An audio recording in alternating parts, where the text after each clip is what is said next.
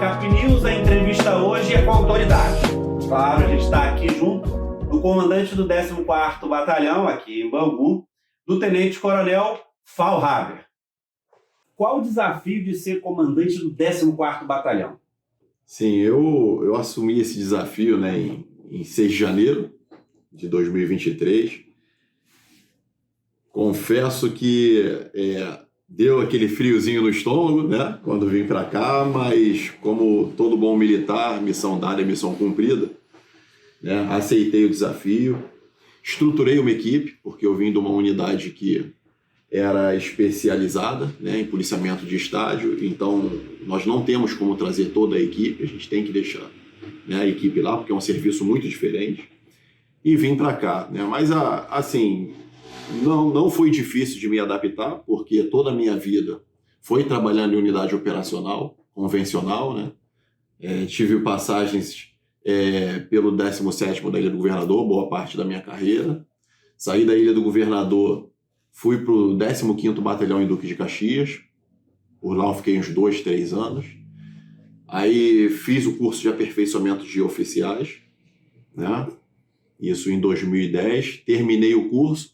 Fui trabalhar no 26º Batalhão de Polícia Militar, onde eu fui chefe de operações lá.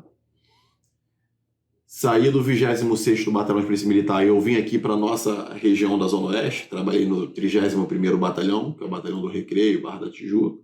Saí de lá, do Batalhão do Recreio, fui para o Batalhão Especializado de Policiamento em Estádios, onde fui subcomandante, fui alçado a comandante do Batalhão de Policiamento em Estádios, e me deram o desafio de vir comandar o 14º Batalhão.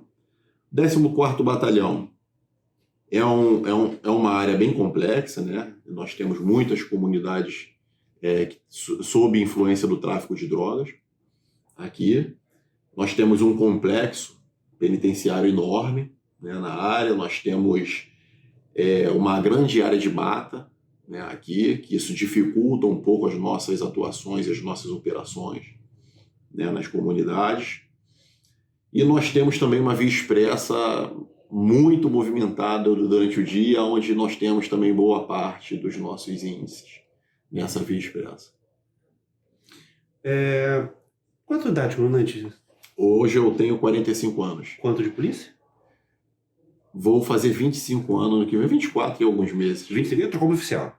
Entrei como oficial, entrei para a Academia de Polícia Militar ali em Sorocaba, bairro que me acolheu. Qual a solução para combater e solucionar o problema do tráfico de drogas? Eu acredito que seja não a curto prazo. Eu acredito que a solução para isso seja a longo prazo. Investimento em educação na base, estruturação familiar, deve trabalhar muito forte nessa questão de estrutura familiar, e investir em assistência social também, eu acho muito importante. É um desafio enorme os próximos governantes, essa questão do tráfico de droga, do consumo de droga na nossa sociedade, dentre os jovens, e não é só a droga ilícita, a gente hoje também tem o problema da droga lícita, que isso abre caminho para muitas coisas erradas, Então, acredito que essa solução vem muito ali da base da educação, tanto educação familiar como educação fornecida pelo próprio Estado. O senhor já chegou com o bairro seguro implementado, Sim. Ele já estava implementado. Mas uma reclamação comum dos moradores é que sempre o bairro seguro local, ele às vezes não está tão mobilizado quando ele precisa, às vezes as viaturas do bairro seguro para ele não estão disponíveis, seja por qualquer situação de deslocamento, atividade, ou seja porque ele encontra uma viatura que é de outro bairro de outro bairro seguro no bairro dele. O que é isso? Por que isso às vezes acontece? Porque às vezes a gente tem um vácuo de atendimento e porque às vezes tem outros de outros bairros atendendo num bairro diferente. Sim, o que acontece? O bairro seguro, quando eu cheguei aqui, eu identifiquei alguns desvios de finalidade com relação ao bairro seguro, né? E aí eu procuro minimizar esses desvios de finalidade. E por que eu procuro minimizar e não extirpar isso 100%? Porque nós temos problemas de diversas formas, né? Às vezes o policial passa mal, às vezes o policial falta por algum motivo, às vezes uma viatura quebra, porque nossas viaturas rodam 24 horas por dia as viaturas não param, né? Então uma viatura dá defeito, então a gente precisa às vezes readequar esse policiamento, né? Então os bairros seguros, o programa Bairro Seguro, eles têm os quadrantes. Então o que é determinado por mim? Que a viatura faça o policiamento com previsão de alguns baseamentos, mas dentro do quadrante específico determinado pelo programa Bairro Seguro, tá? E por que às vezes foge, né? Por que às vezes a viatura de Magalhães Bastos está em outro local, ou a viatura de Sulacap está em outro local? É porque, devido a um buraco, de repente por uma quebra de viatura, alguma coisa, a gente acaba estendendo para ajudar o outro bairro seguro que tem esse programa que tem o programa de polícia de proximidade, né? Então a gente procura, às vezes, com uma viatura cobrir, né? Ou seja, como é que é? Com uma cajadada matar dois coelhos, né? Mais ou menos esse ditado aí. Então a gente procura cobrir dessa forma, mas basicamente um programa Bairro Seguro, ele é coberto, cada um é coberto por uma viatura fixa e tem mais o apoio do RAS. Tanto na modalidade de POG, né, POG, que é o policial a pé, também quando na modalidade de viatura, quando nós temos viatura disponível para cobrir lá. Na tua avaliação, como está o bairro seguro hoje? Na tua área de cobertura especificamente? Sim. Hoje, na minha área aqui, na área do 14º Batalhão, o Bairro Seguro é um programa que ajuda bastante, né? A gente vê essa proximidade com a comunidade. A gente tem utilizado eles nos principais pontos, né? A Sulacap, na verdade, tem até um índice bem baixo ali, um índice criminal bem baixo, né? Não é que não aconteça, mas se comparando com o restante da área de Bangu, Sulacap é um bairro ainda bem seguro, né? A gente utiliza, né, as viaturas nos pontos que são mais críticos, nos pontos que a gente identifica, dentro do quadrante deles, claro, mas que a gente identifica que tem alguns casos recorrentes de ou roubo de veículo, ou roubo de carga, ou até roubo a transeunte mesmo. E a gente tem chamado eles para conversar, passa isso para eles, explica o porquê que eles estão em determinados horários, colaborando conosco nessa questão da mancha criminal. E a gente consegue fazer um conjugado, né? Tanto atendendo a demanda comunitária, né, da polícia de proximidade, quanto também atendendo a uma demanda nossa, que é o cumprimento de metas, né, que foi implementado pelo Sistema Integrado de Metas para o nosso batalhão. Hoje, quem é o policial do bairro seguro? O policial do bairro seguro, né, é um policial militar, né? Claro, ele tem que sair do Cefap, formado, né? Ele não pode ter problema, ele não pode estar respondendo nenhum processo. Ele tem que fazer um curso, né, de polícia de proximidade, uma capacitação de polícia de proximidade para habilitá-lo a trabalhar nessa questão, né? É um policial que ele tem que estar atento às demandas do bairro, né? Conhecer as pessoas do bairro, né? Ter uma relação mais estreita com as pessoas do bairro, tem que ser capaz de identificar um elemento estranho que esteja rodando no bairro. Porque ele convive ali, né? Porque ele convive ali. É como se ele fosse um morador do bairro, né? Na verdade. Entendeu? Então é isso que a gente pede ao policial do programa Bairro Seguro. O velho São Cosme e São Damião? O São Cosme e São Damião, ele também tinha essa fundamentação de polícia de proximidade, só que era uma dupla de POG, né? Hoje o policial, ele trabalha na viatura e tal, né? Alguns trabalham no POG devido à questão de viatura, que às vezes baixa, e aí às vezes o policial não tem viatura para ir para rua, então a gente coloca ele no bairro lá, o pessoal do RAS, né? Na Impone, GOG.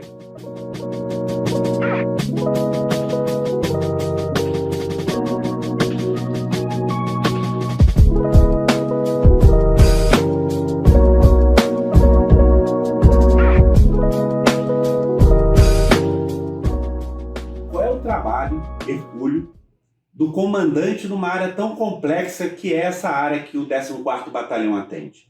Sim, a gente tem a nossa principal demanda, né, é manter os índices criminais daqui da nossa área abaixo da meta que foi estabelecida pelo Instituto de Segurança Pública, né? E aí a gente, né, eu acho que a questão do número de policiais ser baixo, né, a gente tem que buscar novas alternativas, né? E aí a gente busca otimizar o policiamento. Estratégia, exatamente. Então a gente tem que estudar quais os locais, quais os horários, qual o modus operandi que os marginais utilizam para cometer determinados delitos.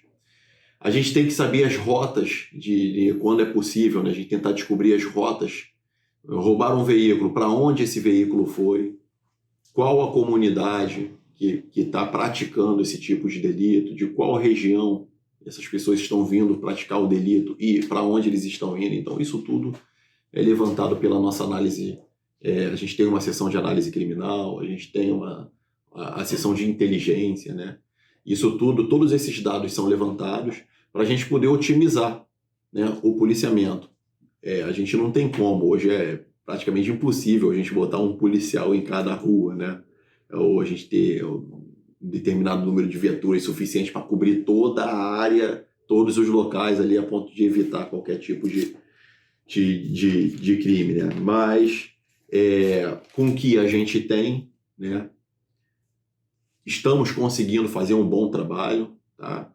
A gente está bem, assim, para o semestre, a gente está muito confortável nas nossas metas de roubo de carga, está muito baixo, roubo de veículo está muito baixo, né? Roubo de carga, roubo de veículo, roubo a transeunte também está bem abaixo da meta, né? Então nós viemos mantendo aí os índices satisfatórios para a nossa área, apenas fazendo, né, esse planejamento e essa otimização do policiamento.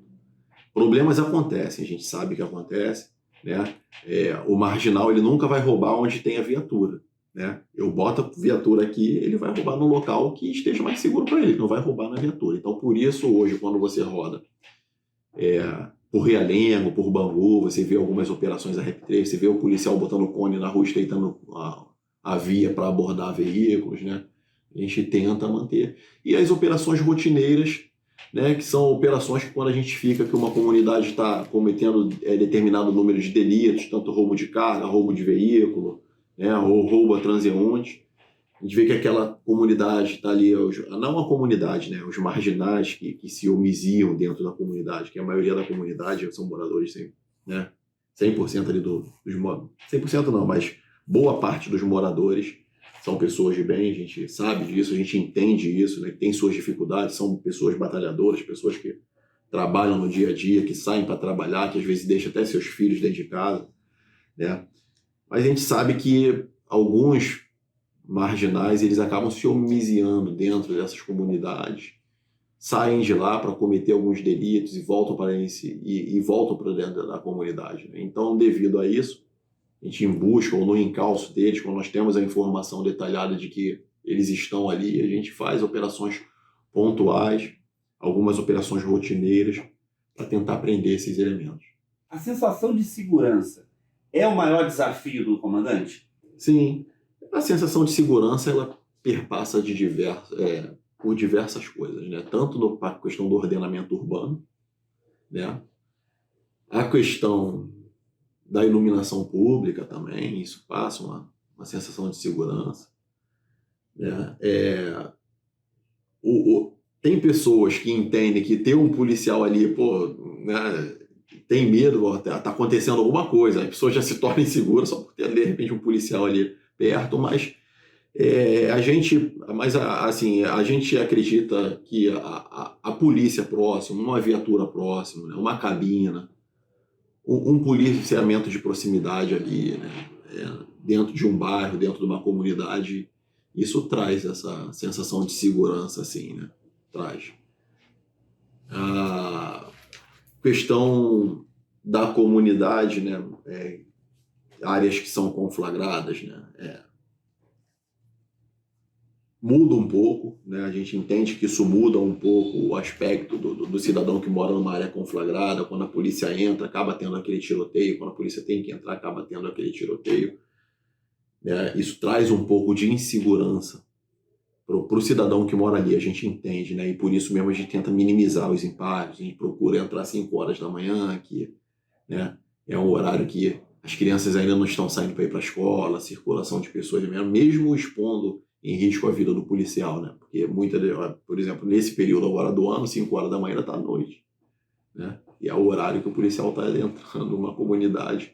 Isso eleva muito o risco ao policial, né? Mas a gente, para minimizar esse impacto ao cidadão, essa sensação de medo, a gente, né? Ou a possibilidade de repente, um cidadão sair ferido, né? De um confronto entre policiais e marginais ali, a gente tenta buscar medidas para minimizar esse transtorno aí. A DPF do Superior Tribunal Federal atrapalha ou mais ajuda o trabalho do policiamento? De positivo foi até o que eu acabei de falar, né? Ele criou diversos mecanismos de proteção, não só o policial como o próprio cidadão, né? A questão da entrada pela manhã, né? Bem cedo, a questão de ter uma viatura de pronto atendimento para socorro próximo, né? Uma ambulância, a questão de ter uma comunicação mais estreita com a Secretaria, tanto municipal quanto estadual de educação, para comunicar, né, da questão da operação, para as pessoas se protegerem, né, a questão de avisar as grandes emergências dentro das áreas dos batalhões. Então isso aí foi um ponto positivo, né, devido à questão da DPF. Mas... Ponto negativo.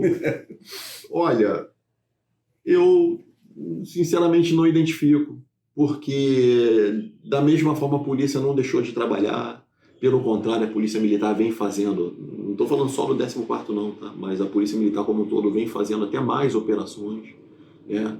Em todo o estado do Rio de Janeiro, porém com mais segurança ao cidadão, operações planejadas, né?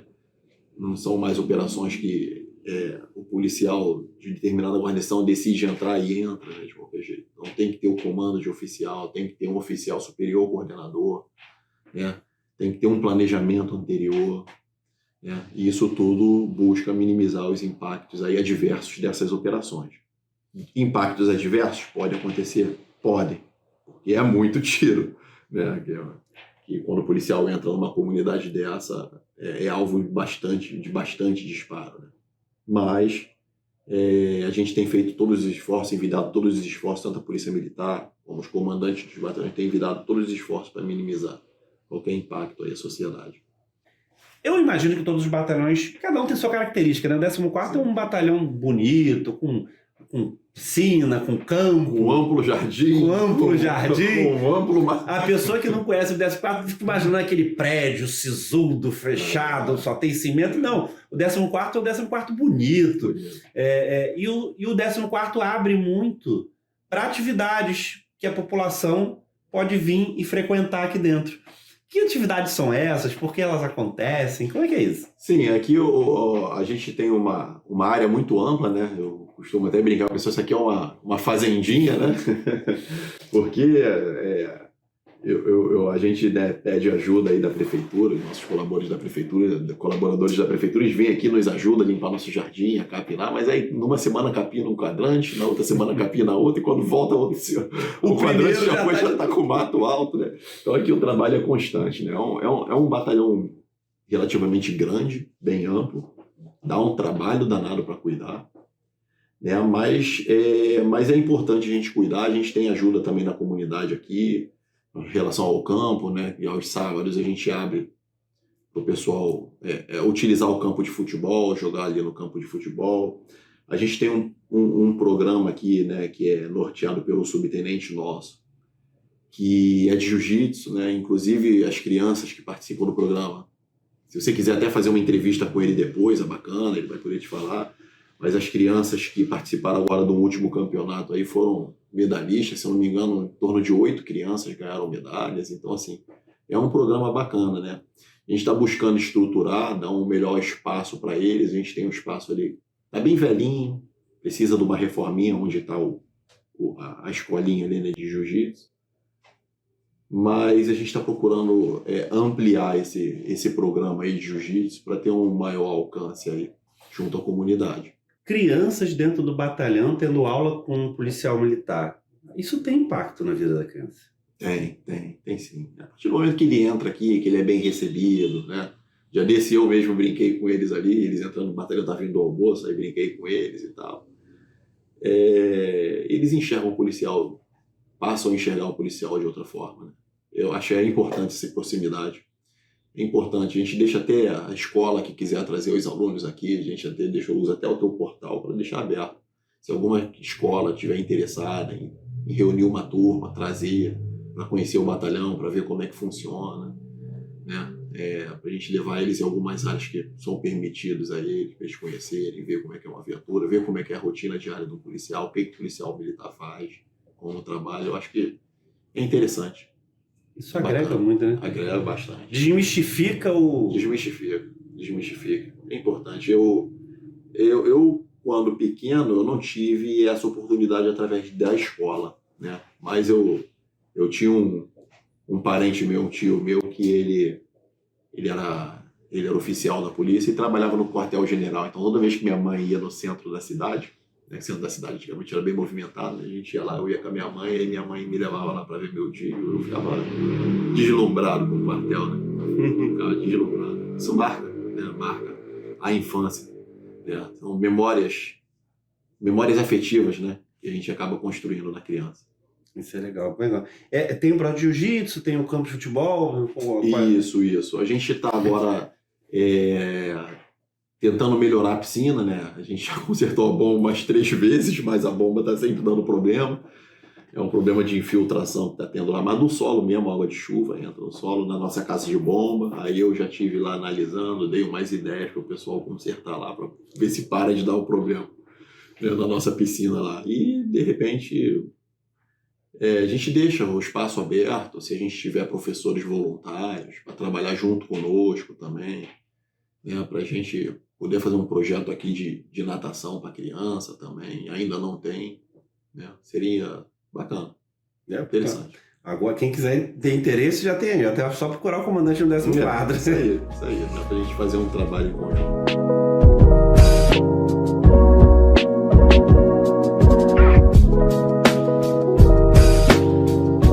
Eu não pude evitar de quando cheguei aqui ver o senhor com a camisa do Flamengo.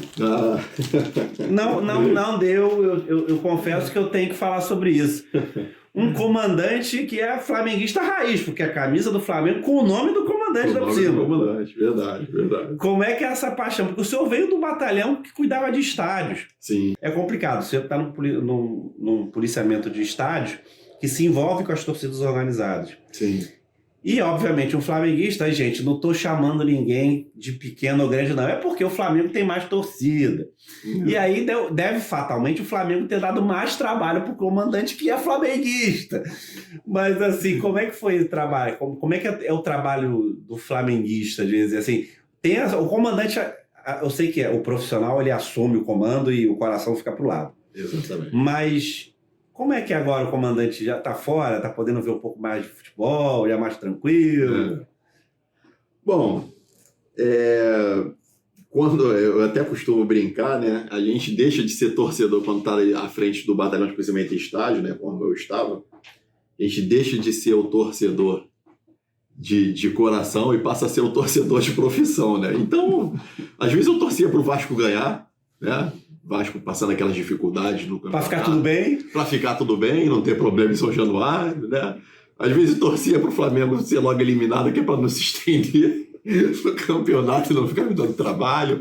Então, assim, acontece disso, né? É uma luta da profissão contra o coração, né? Mas, assim, foi uma experiência inigualável. Foi muito bacana, foi muito bacana. Assim, eu procurei tratar todos os clubes com o maior profissionalismo possível, não tinha preferência, né? Torcedor que fazia besteira, pau que dava em Chico, dava em Francisco, né? Tanto torcedor do Flamengo quanto torcedor do Vasco. Mas eu frequentava muito estádio, né? Na década de 90, década de 80, na época que tinha aquele Maracanã que era dividido pela linha de policiamento só com uma corda, não tinha grade, né? Só tinha as 2 rampas monumentais para entrar. Fui várias vezes para o Maracanã, né? Assim, já até gostava de ficar em torcida organizada, eu gostava, né? Gostava. Já botei camisa de torcida organizada. Já tomei soco uma vez descendo uma rampa do Maracanã, tomei um soco no queixo que eu vi estrela. Não vi nem quem deu o soco, mas assim, nunca fui de brigar, não. Eu tava descendo conversando com um senhor, a gente comentando do jogo, de repente desceu um grupo de 6 moleques, era um Flamengo e Botafogo, desceu um grupo de 6 moleques no meio da torcida, deu um soco no meu queixo. Eu não vi nem quem deu, né?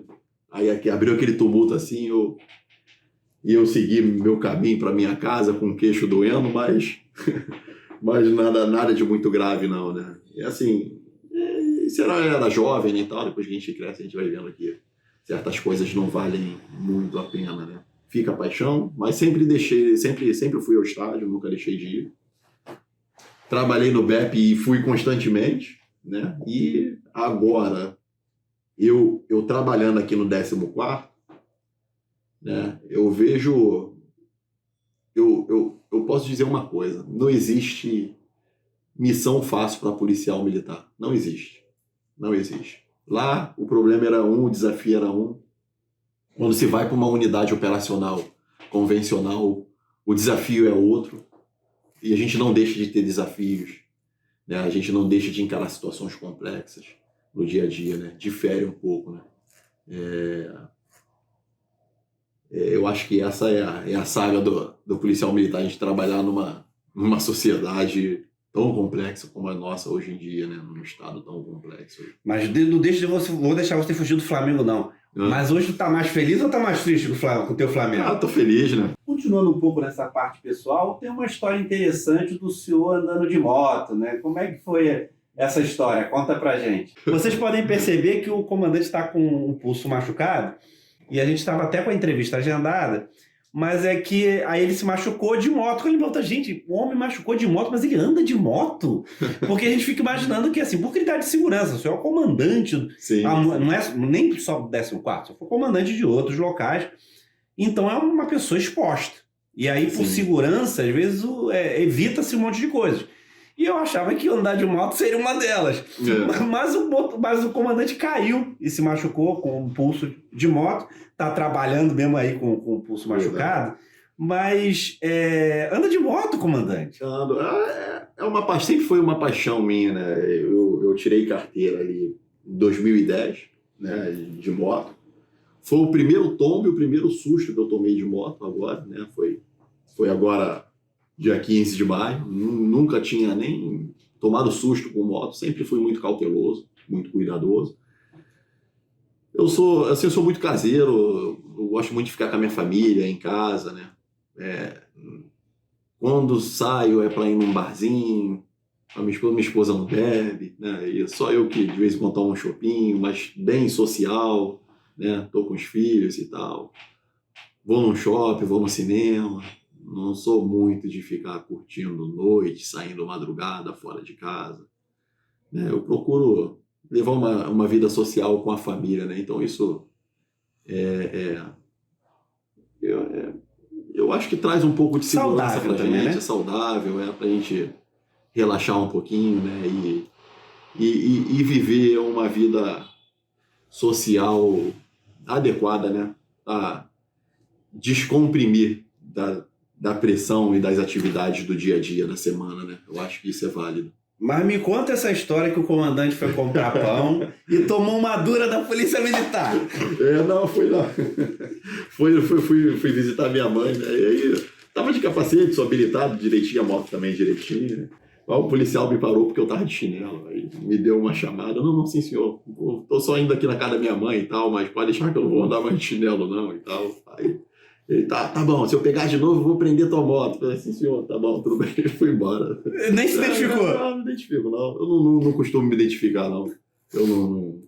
Eu só ando certinho, né? Documento da moto certinho, habilitação certinho, capacete, então... Essa história, com certeza essa história vai viralizar e o policial vai lembrar. Falei, gente, eu dei dura no comandante.